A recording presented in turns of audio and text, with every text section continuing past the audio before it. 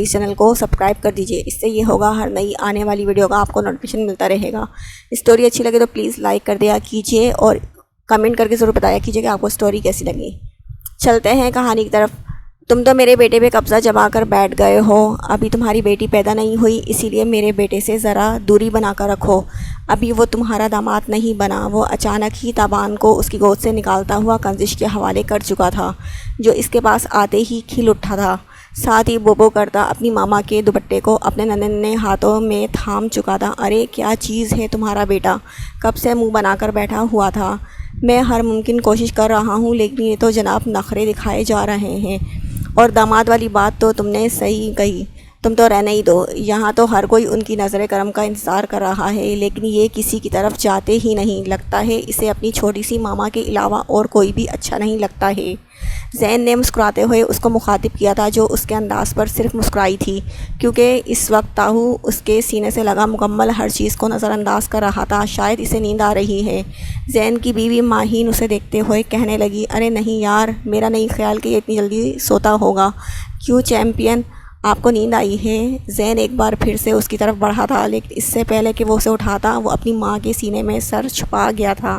کتنا مغرور ہے تمہارا بیٹا، بالکل تم پر گیا ہے۔ زین ناکام لوٹتے ہوئے منہ بنا کر بولا تو وہ کہکہا لگا کر ہنسا۔ اس نے پہلی بار اسے یوں کھل کر ہنستے ہوئے دیکھا تھا، جبکہ زین بھی کتنے سالوں کے بعد اسے یوں خوش دیکھ رہا تھا۔ عائشہ کے ساتھ اسے ایسا وقت کم ہی میسر ہوا تھا جس پر وہ کھل کر اپنی زندگی کو انجوائے کر پاتا۔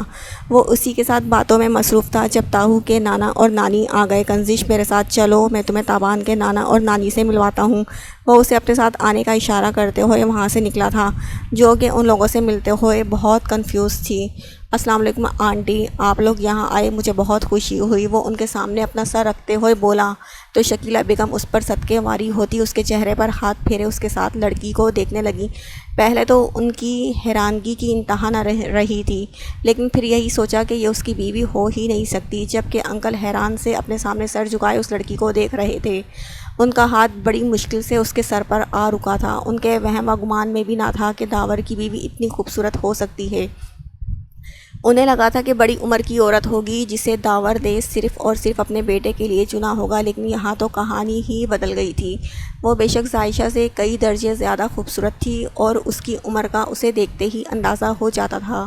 یہ ہے کنزش، میری بیوی تابان کی ماں، اس نے مسکراتے ہوئے کہا تھا۔ ماں نہیں، ستیلی ماں، شکیلہ بیگم کے منہ سے بے ساختہ نکلا تھا، جس پر ساتھ کھڑے ان کے شوہر نے انہیں غضبناک نگاہوں سے دیکھا تھا، جس پر وہ ہڑبڑا کر فوراً ہی کنزش کو مسکرا کر دیکھنے لگی تھیں۔ رشتے احساس سے بنتے ہیں، سگے اور ستیلے بھی، اور ویسے بھی تابان کے ساتھ اس کے سگے رشتوں نے جو کیا ہے اس سے تو ستیلے ہی بہتر ہے۔ نہ جانے کیوں وہ تلخ ہو گیا تھا، اور اس کی تلخی دونوں میاں بیوی نے نوٹ کی تھی۔ نہیں بیٹا، میرا وہ مطلب نہیں تھا۔ بے شک یہ بچی بہت ہی اچھی ثابت ہوگی، لیکن میرے خیال میں پہلے اسے بڑا ہونا چاہیے۔ میرا مطلب ہے، مذاق کر رہی ہوں، وہ چھوٹی ہے نا۔ اس بیچاری کو تابان کو ٹھیک سے پکڑنا بھی نہیں آتا۔ وہ تابان کو اس کی گود میں سیدھا کرتے ہوئے بولی، اس کا کام ہے آنٹی، سیکھ جائے گی آہستہ آہستہ۔ اس نے مسکرا کر اسے دیکھا تھا، اور جیسے اس کی مسکراہٹ پر اس کی پوری دنیا بدل گئی۔ کسی کا تلخ لہجہ، کسی کا طنزیہ انداز، بس یاد وہی رہا تھا، اس کا شوہر اس سے خوش تھا اور کسی سے اسے اچھا ہونے کا سرٹیفکیٹ نہیں چاہیے تھا۔ چلو بیٹا، اب ہم چلتے ہیں، بہت وقت ہو گیا ہے، تمہاری پارٹی بہت ہی اچھی تھی، اب ہمیں گھر جانا ہے، تمہاری تائی کو میڈیسن بھی دینی ہے۔ آہستہ آہستہ سب لوگ جا رہے تھے جب تایا ابو اور تائی امی ان کے پاس آ رکے۔ تائی امی کے چہرے پر پریشانی تھی جسے اس نے محسوس کیا تھا، لیکن پوچھنے کی ہمت نہ کر پائی۔ انکل، آج رات آپ لوگ یہیں رک جاتے نا، ویسے بھی کون ہے گھر میں جو آپ لوگوں کا جانا اتنا ضروری ہے؟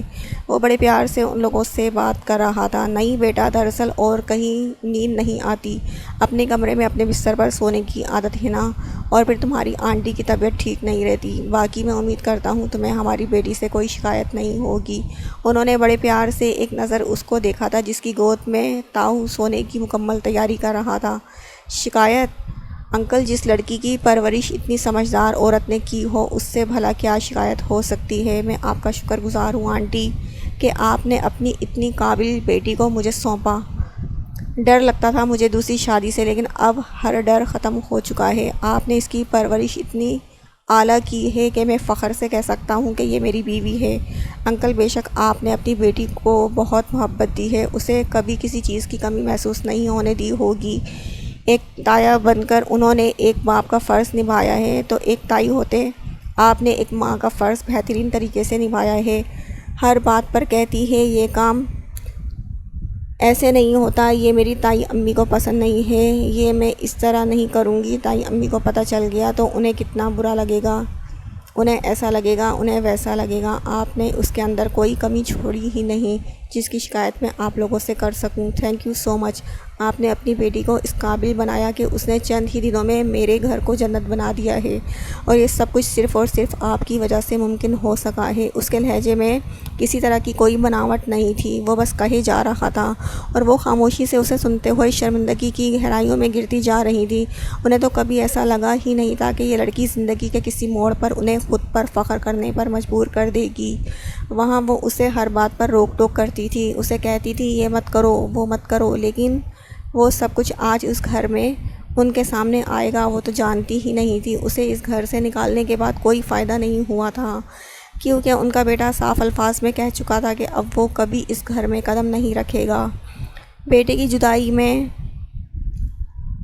وہ دن بدن کمزور ہوتی جا رہی تھی، اسے گھر سے نکالنے کے بعد بھی وہ اپنے مقصد میں کامیاب نہیں ہوئی تھی، جبکہ وہ اپنے گھر میں بہت خوش و خرم لگ رہی تھی۔ نہ جانے کیسے تائی امی نے اسے تھام کر اپنے سینے سے لگایا تھا، نہ جانے کون سا دکھ تھا، کون سا ملال تھا جو انہیں آج وہ کام کرنے پر مجبور کر گیا تھا جو انہوں نے پہلے کبھی نہیں کیا تھا۔ تایا ابو نے مسکراتے ہوئے ان دونوں کو دیکھا تھا، لیکن بولے کچھ نہیں۔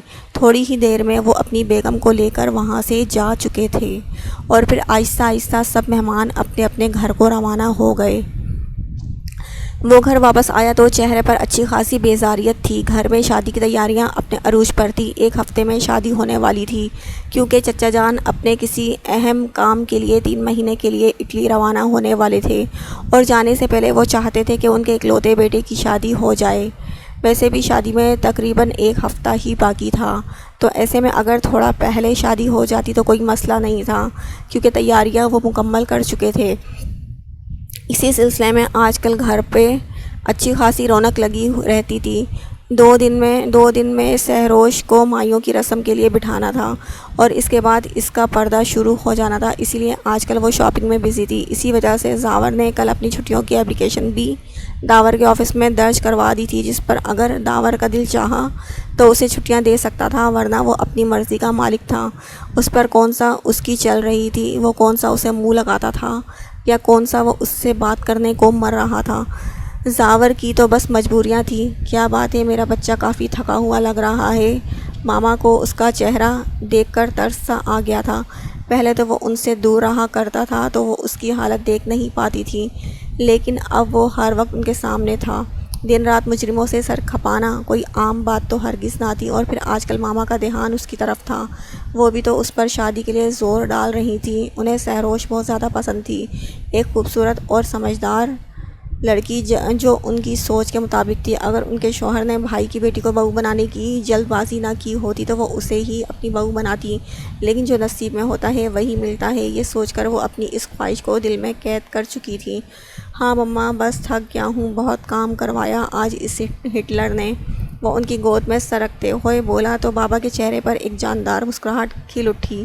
انہیں یقین تھا ہٹلر نام اس نے ان کے بیٹے کو ہی دیا ہوگا۔ کس کی بات کر رہے ہو زاور؟ کہیں تم اپنے سینئر کی بات تو نہیں کر رہے؟ انہوں نے مسکراتے ہوئے پوچھا تھا۔ ان کی بات کا مطلب وہاں بیٹھی ان کی بیگم کو سمجھ نہ آیا تھا۔ ہاں، اسی کا ذکر کر رہا ہوں میں، اور ابھی میں نے صرف ہٹلر نام دیا ہے، آگے آگے دیکھتے جائیں کون کون سے خطابات سے نوازوں گا اسے، اور اسی سلسلے میں آپ کو بیچ میں پڑھنے کی ضرورت نہیں ہے، یہ میرا اور اس کا پرسنل میٹر ہے۔ وہ منہ بنا کر بولا تھا۔ کیا بھروسہ ان کا ابھی ٹوک دیں اسے اور پھر بڑے بھائی کا لیکچر شروع ہو جائے۔ وہ تمہارا بڑا بھائی ہے، اس کی عزت کرو، اس کی قدر کرو، اور بلا بلا بلا۔ حالانکہ وہ اس سے صرف 2.5 مہینے ہی بڑا تھا، ان دونوں کی ایج میں زیادہ فرق نہیں تھا۔ یہ نوکری بھی اس نے اپنے بابا کی پسند کے مطابق کی تھی۔ داور کو پہلی بار پولیس کی یونیفارم میں دیکھ کر انہیں اس پر فخر ہوا تھا، اور ان کی خواہش تھی کہ ان کا دوسرا بیٹا بھی اسی فیلڈ میں جائے، اور وہ جو اپنی انجینئرنگ کی ڈگری کے پیچھے لگا ہوا تھا، نہ چاہتے ہوئے بھی بابا کی فرمائش پوری کرنے پر مجبور ہو گیا۔ وہ اپنے بابا کو خوش دیکھنا چاہتا تھا، یہاں تک کہ زباریہ بھی انہی کی ایک خوشی تھی۔ وہ انہیں سکھ نہیں دے سکا تھا، وہ انہیں ہر وہ خوشی دینا چاہتا تھا۔ اس نے بچپن سے اپنے بابا کو داور کے لیے ترستے دیکھا تھا۔ وہ اپنے بابا کی زندگی میں داور کی کمی کو پورا کرنا چاہتا تھا۔ اسے اپنے بابا سے اس سے بے انتہا محبت تھی، بلکہ خود سے جڑے ہر رشتے کو وہ پوری ایمانداری سے نبھانے کی کوشش کرتا تھا۔ آپ لوگ کس بارے میں بات کر رہے ہیں؟ مجھے بھی تو بتائیں تاکہ مجھے پتہ تو چلے کہ آخر میرے بیٹے کے ساتھ یہ ظالمانہ رویہ کون اختیار کر رہا ہے۔ ماما کو پھر سے بیچ میں بولنا پڑا۔ ماما، میں اپنے باس کی بات کر رہا ہوں، اور بھلا کون ہو سکتا ہے؟ اور بابا، آپ کو ایک مزے کی بات بتاؤں، میرے باس کے گھر میں آج پارٹی تھی، اس کی دوسری شادی کی خوشی میں مجھے انوائٹ نہیں کیا گیا۔ وہ منہ بنا کر بولا تھا، فیملی پارٹی ہوگی بیٹا، انہوں نے زاور کا دل صاف کرنا چاہا۔ میرے علاوہ سب لوگ وہاں انوائٹڈ تھے، ہمارے آفس کے کانسٹیبل کے علاوہ جو باہر چائے والا بیٹھا ہے وہ بھی اس پارٹی میں انوائٹ تھا۔ ویسے بابا، مجھے لگتا ہے نہیں، سوری، مجھے نہیں، میرے باس کو لگتا ہے میں کھانا زیادہ کھاتا ہوں۔ اگر وہ انوائٹ کر بھی دیتا تو تم نے کون سا چلے جانا تھا؟ اس کے سڑے ہوئے انداز پر بابا نے اسے سمجھانا ضروری سمجھا۔ ہاں، میں کون سا مرا جا رہا تھا اس کی محفل میں جانے کے لیے، میں تو ویسے بھی انکار ہی کرنا تھا۔ انداز میں بلا کی بیزاریت تھی۔ پھر تو اچھا ہے نا، اسے زحمت کرنے کی ضرورت نہیں پڑی، بابا پھر سے بولے تھے۔ ویسے آپ کو یہ جان کر حیرانگی نہیں ہوئی کہ اس کی دوسری شادی کی خوشی میں پارٹی تھی؟ اس نے ایک بار پھر سے اپنے باپ کے چہرے پر کچھ کھوجنے کی کوشش کی تھی، کیونکہ اب تک اس کے باپ نے کوئی بھی تاثر نہیں لیا تھا، جبکہ وہ تو اپنی طرف سے بہت بڑا دھماکہ کر چکا تھا ان کی سماعتوں پر، لیکن وہ بالکل نارمل تھے۔ اس میں حیران ہونے والی کون سی بات ہے؟ ویسے بھی تو وہ 3 مہینے سے اپنی پہلی بیوی کو چھوڑ چکا تھا، تو پھر وہ دوسری شادی کرنا غلط تو نہیں؟ اور میرے خیال میں اس نے دوسری شادی اپنے ڈی ایس پی فاروق احمد کی بھتیجی سے کی ہے۔ اس بار شاکڈ ہونے کی باری زاور کی تھی، مطلب کہ دنیا میں ایسا کچھ نہیں ہے جو میں آپ کو بتا کر آپ کو صدمے میں پہنچا سکوں۔ وہ اٹھ کر کھڑا ہوتے ہوئے بولا تو بابا کہا لگا کر ہنسے۔ بیٹا، جس دن میں تمہارے کندھے پر تمہارے سٹارز مکمل دیکھوں گا، اس دن مجھے سچ میں بہت بڑا جھٹکا لگے گا، اور اگر تم چاہو گے تو میں صدمے میں بھی چلا جاؤں گا۔ وہ ہنستے ہوئے بولے تھے، جبکہ وہ ماں کے ماتھے پر پیار کرتا وہاں سے نکلتا اپنے کمرے کی طرف چلا گیا تھا، جبکہ ماما اب بھی یہی سوچ رہی تھی کہ وہ کس سلسلے میں بات کر رہے ہیں۔ اس نے کمرے میں قدم رکھا تو بیڈ پر اپنے شہزادے کو چھوٹی سی نیکر اور بنا آستین کے چھوٹی سی شرٹ میں بالکل مزے سے سوتے پایا۔ دودھ کی بوتل پاس ہی رکھی ہوئی تھی، یعنی کہ وہ اپنی بھوک پیاس مٹا کر ہی نیند میں اترا تھا۔ اپنی چھوٹی سی ماما کے پسند کردہ کپڑوں میں وہ سچ میں بہت پیارا لگ رہا تھا۔ وہ بے حد پیار سے اس کے پاس آیا۔ اس کا پہلا دھیان گردن کے پیچھے لگے کالے ٹیکے پر گیا تھا۔ یہ نشان اس نے پارٹی میں بھی دیکھا تھا۔ کنزش کی نظر والی بات اس کے چہرے پر مسکراہٹ لے آئی تھی۔ وہ مسکراتے ہوئے نرمی سے اسے اپنی باہوں میں بھرتا بیبی کاٹ میں لٹا کر بیڈ سے اس کی چیزیں اٹھانے لگا تھا، اور خود اپنی واسکٹ اتار کر سائڈ پر پھینکتے اس کا بھی فریش ہونے کا ارادہ تھا۔ رات کے 11:30 بجے کا وقت تھا۔ سب مہمانوں کو بھیج کر وہ ابھی کمرے میں واپس آیا تھا۔ آج کا دن اچھا خاصا تھکا دینے والا تھا۔ ویسے تو اتوار کے دن اسے چھٹی تھی، لیکن پھر بھی وہ چھٹی نہیں کرتا تھا۔ اچانک کبھی بھی کچھ بھی ہو سکتا تھا، اور اسے اپنے فرض سے زیادہ عزیز کچھ بھی نہیں تھا۔ بہت تھوڑے وقت کے لیے ہی صحیح، لیکن اتوار کے دن وہ لازمی آفس جاتا تھا۔ پہلے تو اسے کوئی مسئلہ نہیں ہوتا تھا، لیکن اب شاید اسے اتوار کے دن چھٹی کرنی پڑ جاتی۔ آخر اب اس کی زندگی بزی ہونے والی تھی۔ وہ بیڈ پر بیٹھ کر کنزش کا انتظار کرنے لگا۔ زائشہ کی موجودگی میں اسے یہ خیال کبھی نہیں آیا تھا، کیونکہ شاید زائشہ نے کبھی اپنی زندگی میں اسے وہ مقام ہی نہیں دیا تھا جس کی بنا پر وہ اپنی شادی شدہ زندگی کو بہتر بنانے کے لیے مزید کوئی کوشش کرتا۔ ہاں، یہ حقیقت ہے کہ وہ اکثر زائشہ کے وجود سے دوری بنا کر رکھنا بہتر سمجھتا تھا، کیونکہ اس کی ساری باتیں جائیداد سے شروع ہو کر جائیداد پر ختم ہو جاتی تھیں۔ ان دونوں نے شاید ہی کبھی اکٹھے بیٹھ کر چائے پی تھی، یا شاید ایک ساتھ بیٹھے ہوئے ان کی باتوں کا موضوع ان دونوں میں سے کسی کی ذات ہوئی ہو۔ زائشہ کے لیے بس ایک ہی موضوع تھا کہ اسے جائیداد میں حصہ مانگنا چاہیے۔ اس کے علاوہ زائشہ باقی چیزوں پر کم ہی غور و فکر کیا کرتی تھی۔ پریگننسی کے 9 مہینوں میں بھی اس کی باتوں میں کوئی بدلاؤ نہیں آیا تھا۔ شاید یہی وجہ تھی کہ وہ اس کے ساتھ بیٹھے بیٹھے اکتا جاتا تھا۔ وہ اس کے باہر آنے کا انتظار کرتے ایک بار پھر سے اپنی پرانی تلخ یادوں کی سوچوں کی طرف جا چکا تھا، جب اچانک دروازہ کھلنے کی آواز پر اس نے دروازے کی طرف دیکھا تھا۔ وہ اسے دیکھنا چاہتا تھا جی بھر کے، آج وہ بے حد حسین لگ رہی تھی۔ وہ اس کی تعریفیں کرنا چاہتا تھا کیونکہ وہ جانتا تھا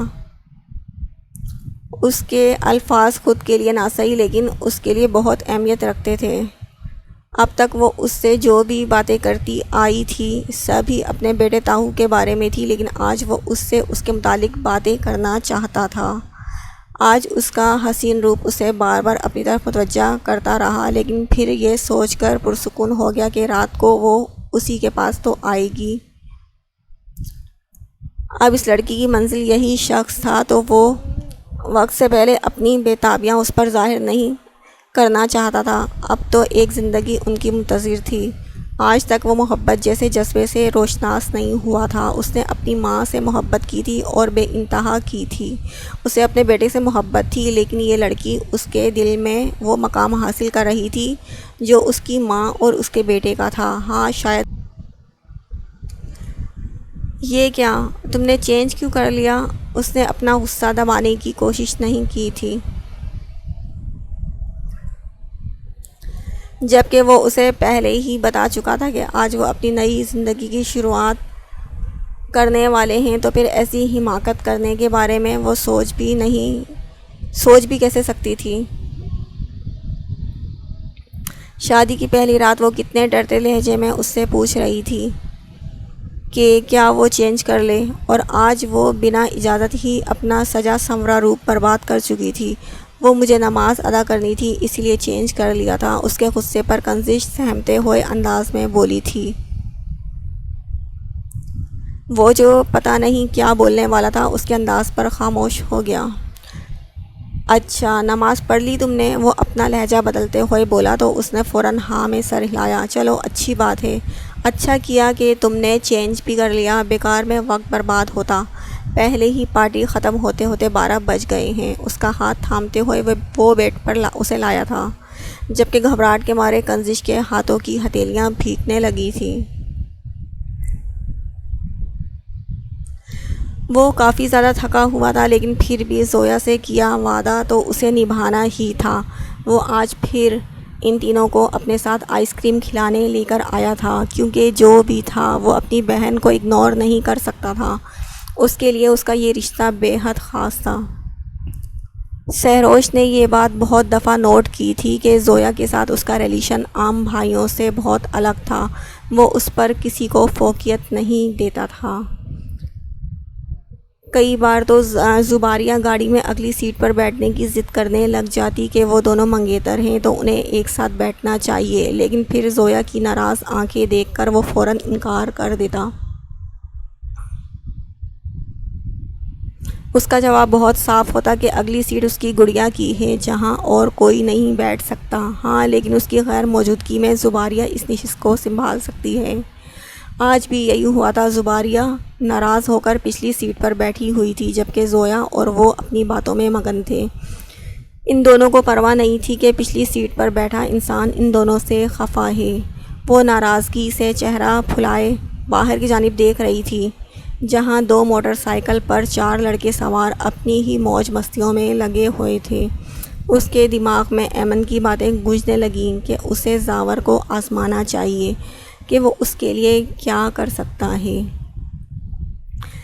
اس نے ان کو دیکھا، وہ آوارہ لڑکے بھی اسے دیکھ کر آنکھ دبا کر بے ڈنگی سی ہنسی ہنسنے لگے۔ زباریہ شیشہ بند کرو، اسے اگلی سیٹ سے آواز آئی تھی۔ میرا دم گھٹ رہا ہے یہاں، اس لیے کہہ رہی تھی کہ مجھے آگے بیٹھنے دو، میری طبیعت خراب ہے میری، وہ بیزار لہجے میں بولی، جبکہ اس کا دھیان انہی 4 لڑکوں پر تھا جو ان کی گاڑی کے پیچھے پیچھے آ رہے تھے۔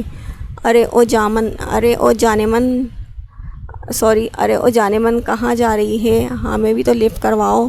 ارے واہ، تو 3 کے ساتھ کدھر جا رہا ہے؟ ایک آدھ ہمارے حوالے بھی کر دے، فکر مت کر، ہم بھی خوش رکھیں گے۔ وہ بے ڈنگے کہے لگاتے اسے اچھا خاصا غصہ دلا چکے تھے۔ اسٹیئرنگ پر موجود اس کے ہاتھوں کی رگیں باہر آنے لگیں۔ اچانک گاڑی کو بریک لگ گئی تھی، جس کی وجہ سے وہ تینوں ہی بڑی مشکل سے سنبھلی۔ بھائی پلیز دفع کریں، ایسے لوگوں کے بولنے کا کوئی فائدہ نہیں ہے۔ زویا نے اس کا ہاتھ تھام کر اسے سمجھانے کی کوشش کی۔ ہاں یار، ہاں زاور، دفع کرو، میں گاڑی کا شیشہ بند کر رہی ہوں، پتہ نہیں کہاں سے آ جاتے ہیں۔ تمہیں میرے لیے جھگڑا کرنے کی ضرورت نہیں۔ زباریہ آدھا سے شیشہ بند کر چکی تھی، اس کے اندر لڈو پھوٹ رہے تھے، کیونکہ جو بھی تھا یہ گاڑی کسی پر کمنٹ پاس کرنے کی وجہ سے ہی رکی تھی۔ زاور بھائی، آپ کو کچھ بھی کرنے کی ضرورت نہیں ہے، پلیز آپ جلدی سے گاڑی چلائیں اور ہمیں گھر پہنچنا ہے۔ یہ لوگ تو نہ جانے کتنے لوگوں کے ساتھ یہ حرکتیں کرتے ہوں گے۔ اس کے غصے کو دیکھتے ہوئے سحر کو بھی بیچ میں بولنا پڑا تھا۔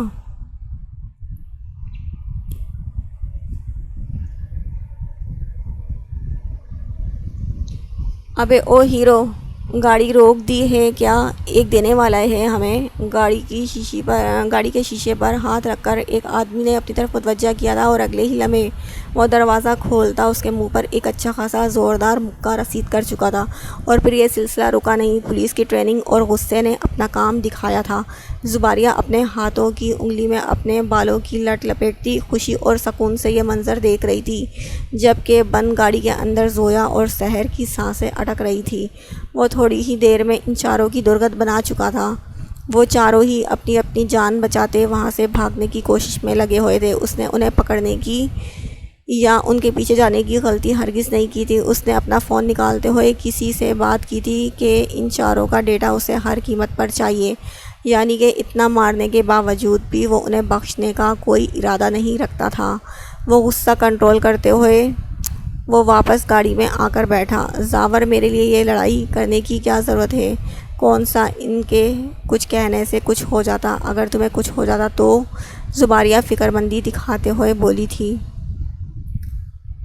شٹ اپ زباریہ، یہ سب میں نے تمہارے لیے نہیں کیا۔ اس گاڑی میں صرف تم نہیں ہو، میری ہونے والی بھابھی اور میری بہن بھی ہیں۔ میں اتنا بےغیرت نہیں ہوں کہ میں چپ چاپ یہ سب کچھ سنتا رہوں۔ اور اب یہ شیشہ بند کرو، اگر اتنی ہی گھٹن ہو رہی ہے آئندہ میرے ساتھ آنے کی ضرورت نہیں ہے۔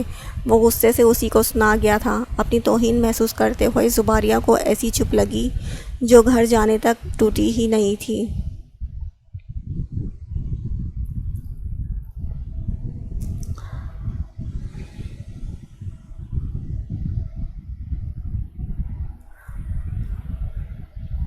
وہ گھر واپس آیا تو کافی زیادہ غصے میں تھا۔ اس نے آتے ہی ان سب کو جانے کا اشارہ کر دیا تھا، جبکہ زویا کو اپنے کمرے میں بلا لیا تھا، کیونکہ زویا اس وقت بہت زیادہ خوفزدہ لگ رہی تھی۔ اس کے ڈر کو بہت اچھے طریقے سے سمجھ رہا تھا، لیکن وہ اس کے ڈر کو ختم کرنا چاہتا تھا، کیونکہ اگر وہ ڈر جاتی تو یہ قصہ اس نے سب گھر والوں کو سنا دینا تھا، اور پھر ماما پریشان ہو جاتی، اور وہ ایسا نہیں چاہتا تھا۔ زباریہ اور سحر کو اس نے منع کر دیا تھا کہ کسی کو بھی یہ بتانے کی ضرورت نہیں ہے، لیکن زویا تو بچی تھی، اسے سمجھنا ضروری ہے، اور ویسے بھی زاور اسے اور بھی بہت کچھ سمجھانا چاہتا تھا۔ وہ نوٹ کر رہا تھا کہ زباریہ کو دیکھ کر وہ بھی وہی سارے کام کرنے لگ گئی ہے، اور وہ اپنی بہن کو کسی غلط راستے پر جاتے نہیں دیکھ سکتا تھا۔ جو بھی تھا، اسے زباریہ کے آزاد خیالی بالکل پسند نہیں تھی۔ وہ اپنی بہن کو زباریہ کی طرح بالکل نہیں بننے دینا چاہتا تھا، جبکہ وہ شادی کے بعد اسے بھی بدلنے کا ارادہ رکھتا تھا۔ وہ اس کا ہاتھ پکڑ کر اسے بیڈ پر لے آیا تھا۔ اس نے بے ساختہ نظر تاہو کی تلاش میں دوڑائی تھی۔ وہ بیبی کاٹ میں ہے۔ اس کی بے چینی کو سمجھ کر وہ بولا، وہاں تھوڑی دیر میں رونے لگے گا۔ اپنے ہاتھوں کی ہتھیلیوں میں پسینہ محسوس کرتے ہوئے اس نے اپنا ہاتھ اس پر پھر سے اسے خود میں قید کر گیا۔ کیوں امتحان لے رہی ہو میرا؟ جانے کی اجازت دے تو دی ہے، وہ بہکے لہجے میں بولا۔ وہ میں تاہو کے پاس سو جاؤں؟ اس کے دوسرے سوال نے ایک بار پھر سے اسے کہا لگانے پر مجبور کر دیا۔ میرا نہیں خیال کہ تم اس بیبی کاٹ میں آسانی سے سو سکو گی، اس نے ہنستے ہوئے کہا۔ اس کا یہ روپ اسے بہت مزہ دے رہا تھا۔ میرا نہیں، میرا مطلب ہے اس کو بیڈ پر لے آؤں؟ اس نے پھر سے ڈرتے سوال کیا۔ تو کیا تم یہ چاہتی ہو کہ میں بیبی کاٹ میں جا کے سوؤں؟ وہ اپنی ہنسی روک کر اس سے پوچھنے لگا، نہیں آپ یہیں؟ وہ پھر سے بولی، تھینک یو سو مچ، آپ نے مجھے اپنے بیڈ پر سونے کی اجازت دی، آپ جائیں اپنے بیبی کو لے کر آئیں۔ وہ مسکراتے ہوئے کہتا آرام سے بیڈ پر سیدھا ہو کر لیٹ گیا۔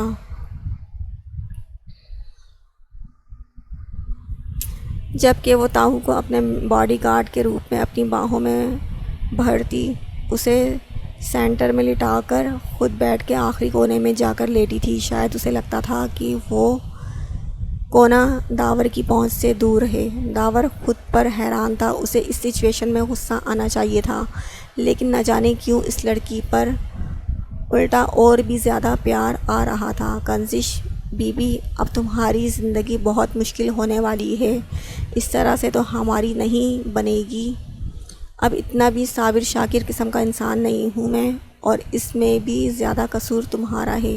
تمہیں اتنا پیارا نہیں ہونا چاہیے تھا، اور اوپر سے تم اتنی اچھی ہو، اور تمہاری معصومیت، اوف، میرے جذبات کو اور ہوا دینے میں سب سے بڑا ہاتھ تمہارا اتنا اچھا ہونے کا ہے۔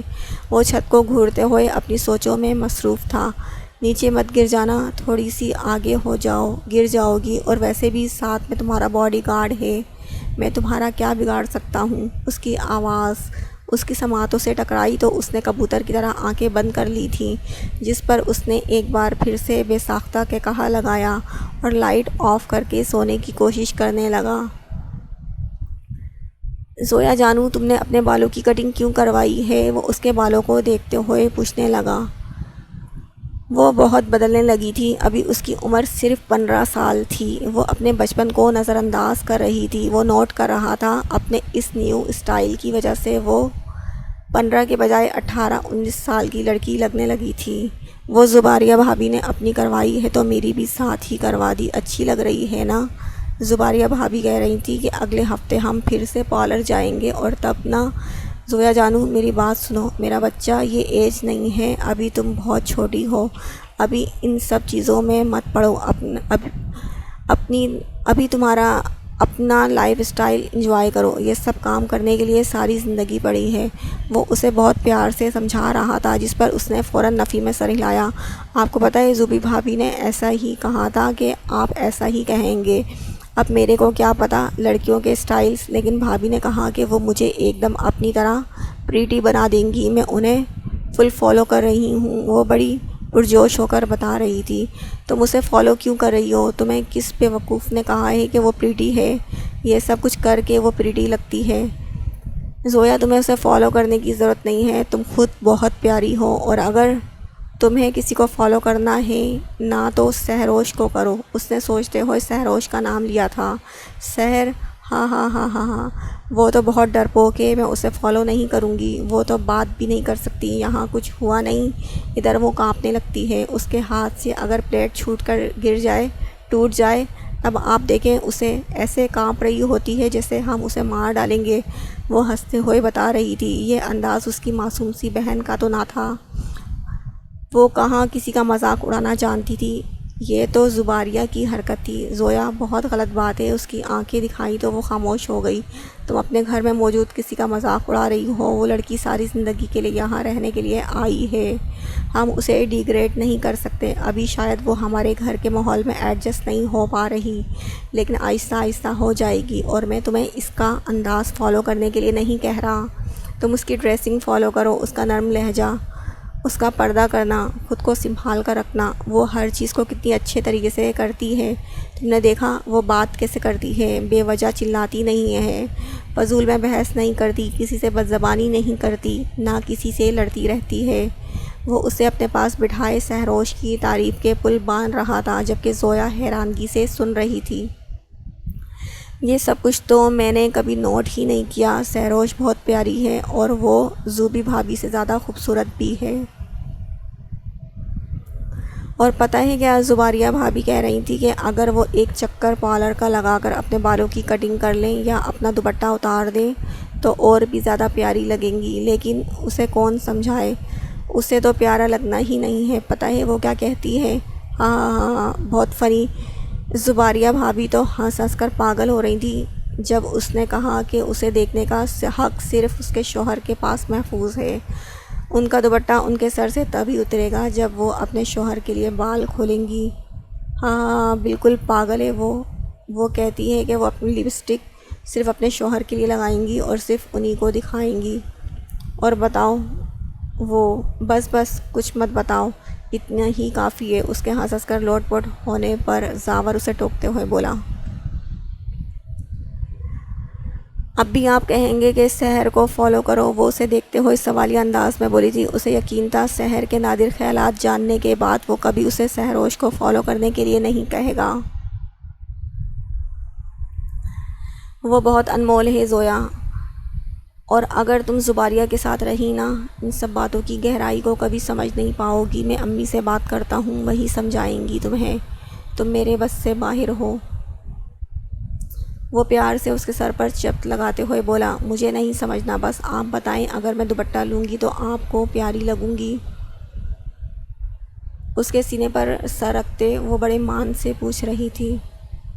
تم بہت پیاری ہو، مجھے تو ہر روپ میں پیاری لگو گی میری جان، لیکن زباریہ کے ساتھ اٹھنا بیٹھنا کم کر دو۔ زباریہ سے بھی بات کرتا ہوں میں، میری بہن کو بگاڑنے میں لگی ہوئی ہے۔ وہ بڑبڑایا اور اسے جانے کی اجازت دی۔ نہیں، میں یہیں پر سوؤں گی آپ کے ساتھ، وہ اس کے بیڈ پر سوار ہوتے ہوئے بولی تھی، مزے سے بولی تھی۔ اور وہ کچھ نہیں بولا تھا، صرف مسکرا کر اس کے پاس ہی بیٹھ گیا تھا۔ آپ سحروش کو بہت نوٹ کرتے ہیں، وہ مجھے بھی بہت پیاری لگتی ہے، معصوم سی، کیوٹ سی۔ راہیل بھائی کے ساتھ وہ بالکل بھی اچھی نہیں لگے گی۔ بس چپ سو جاؤ، وہ نرمی سے بولا تھا، اور اس بار اس نے انگلی کی مدد سے اپنے لبوں پر زپ کیا تھا جس پر وہ مسکرا دیا تھا۔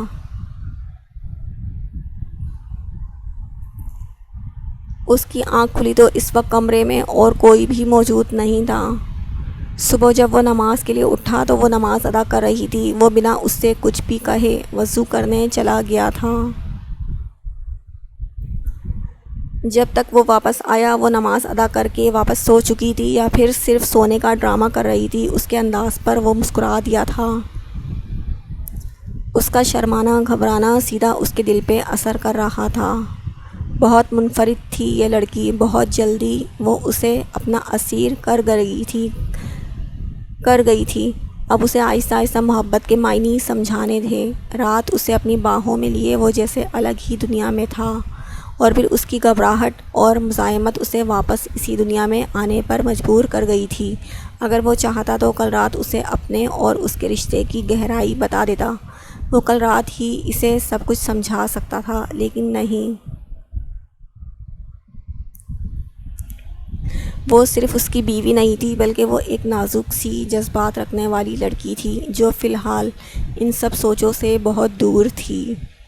وہ تاہو کی ماما بننے کو تو بالکل تیار تھی، لیکن اس کی بیوی بننے میں اسے ابھی وقت لگنا تھا۔ اسے اس رشتے کو سمجھنے میں تھوڑا وقت درکار تھا، اور وہ اسے وقت دینے کو تیار تھا، لیکن اس نے یہ بھی سوچ لیا تھا کہ وقت دیتے ہوئے وہ اسے اپنے اور اس کے رشتے کی نزاکت کو سمجھائے گا، تاکہ اگلی دفعہ جب وہ اسے اپنے پاس بلائے تو اس کی آنکھوں میں ڈر نہ ہو بلکہ اس کی محبت کو محسوس کرے۔ اس نے ٹائم دیکھا تو صبح کے تقریباً 8:30 بج رہے تھے، اور آدھے گھنٹے میں وہ کام پہ جانے کا ارادہ رکھتا تھا، اسی لیے بیڈ سے اٹھ کر فریش ہونے چلا گیا۔ بوبو بوبو بوبو، وہ باہر صوفے پر تکیہ رکھ کر اسے دودھ پینے کے لیے لٹا گئی تھی۔ اب پیٹ پوجا کرنے کے بعد اسے اپنے آس پاس نہ پا کر وہ اسے اپنے انداز میں پکارنے لگا تھا۔ داور اس کی آواز سنتا مسکراتے ہوئے نیچے جا رہا تھا۔ جب سے کنزش اس کی زندگی میں آئی تھی اس نے تاوان کو روتے ہوئے نہیں دیکھا تھا۔ ارے جانو، آ گئی ماما آپ کی جانی، وہ اپنے ہاتھوں کو صاف کرتی بھاگ کر باہر آئی تھی۔ جبکہ اسے دیکھتے ہوئے وہ ہاتھ پیر مارنے لگا۔ بوبو بوبو اس کے اٹھانے پر اس کے کندھے سے لٹکا۔ داور کو وہ بالکل کوئی چھوٹا سا بندر ہی لگ رہا تھا۔ یہ الگ بات ہے کہ وہ یہ بات اس کی ماما کے سامنے نہیں کہہ سکتا تھا، کیونکہ اس کی ماما برا مان جاتی۔ وہ آہستہ آہستہ سیڑھیاں اترنے لگا۔ جب اسے اس کی آواز سنائی دی اس کے قدم سیڑھیوں پر ہی رک گئے تھے، جبکہ گھنی مونچھوں تلے انابی لبوں پر گہری مسکراہٹ آ گئی تھی۔